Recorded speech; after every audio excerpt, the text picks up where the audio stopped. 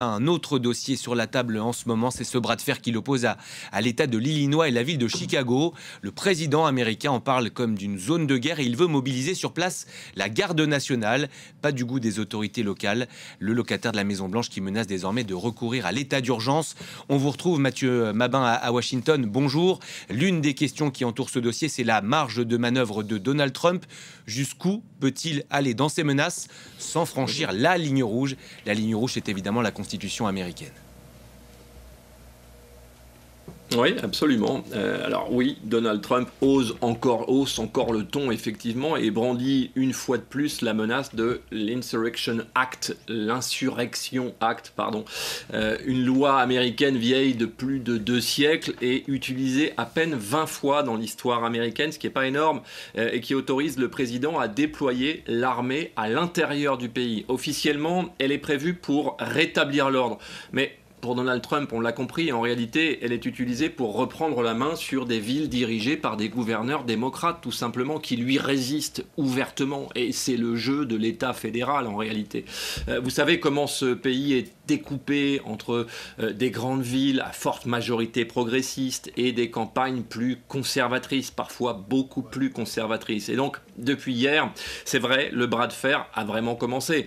L'État de l'Illinois, vous le disiez à l'instant, par exemple, a saisi la justice pour bloquer l'envoi de la garde nationale à Chicago, là où Donald Trump veut rejouer le scénario qu'il a déjà déroulé ici à Washington, et plusieurs gouverneurs, comme ceux de Californie ou encore de New York, annoncent qu'ils feront la même chose.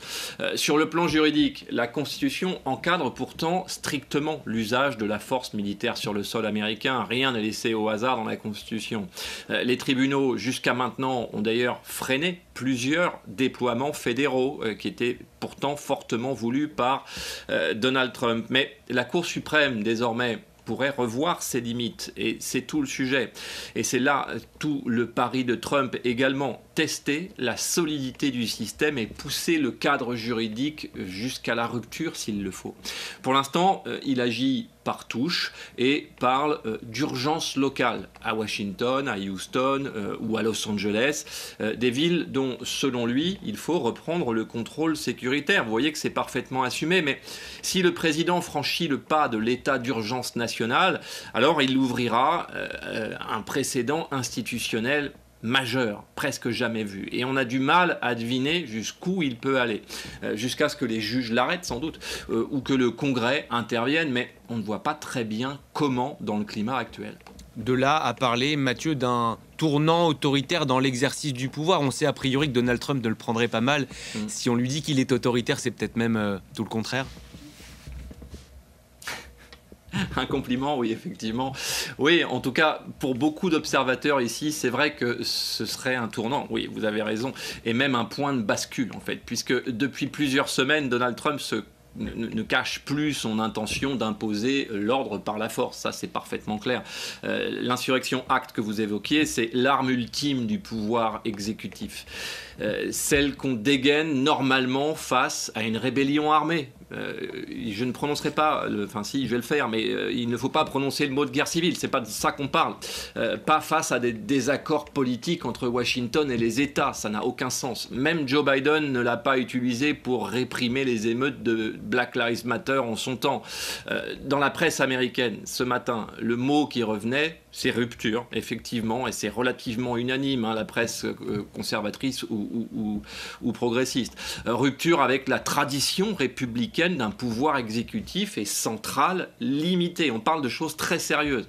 Rupture aussi avec la séparation des pouvoirs aussi. Encore quelque chose d'absolument sacré ici, l'équilibre des pouvoirs. Mais clairement, les conseillers les plus proches du président, comme Stephen Miller ou Kash Patel, l'encouragent à aller jusqu'au bout et à aller encore plus loin. Tester le dispositif et la solidité de la Constitution, en quelque sorte. Et à chaque intervention, Trump répète qu'il fera régner la loi, quoi qu'il en coûte. Alors que, dans le fond, on sait que ce débat dépasse la seule question sécuritaire, évidemment. Ces initiatives n'étaient pas nécessaires à Washington. Washington, on peut en témoigner, et que l'urgence est globalement fabriquée.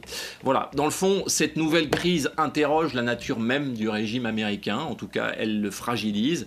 Est-ce qu'on peut utiliser l'armée contre les citoyens sans franchir la ligne rouge de l'autoritarisme? Est-ce qu'on peut gouverner contre les États fédérés sans fracturer la République américaine?